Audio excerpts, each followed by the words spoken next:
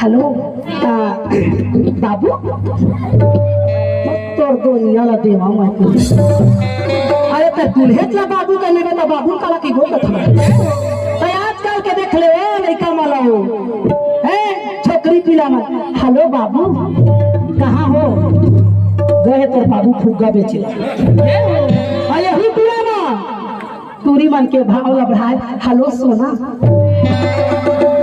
वो आई तो जीना हराम कर दिया सोना कहा घर चलते ओखर रेट बढ़ गए 23 के 24 पर पहुंच आइए पतिमान जब तक प्राप्त नहीं कराए हेलो कहाँ जाओगी कानन पेंडारी गए हो एक हर पोला तो मैं खोला हेलो कहाँ जाओगी कानन पेंडारी और कहाँ जाएंगे स्मृति वन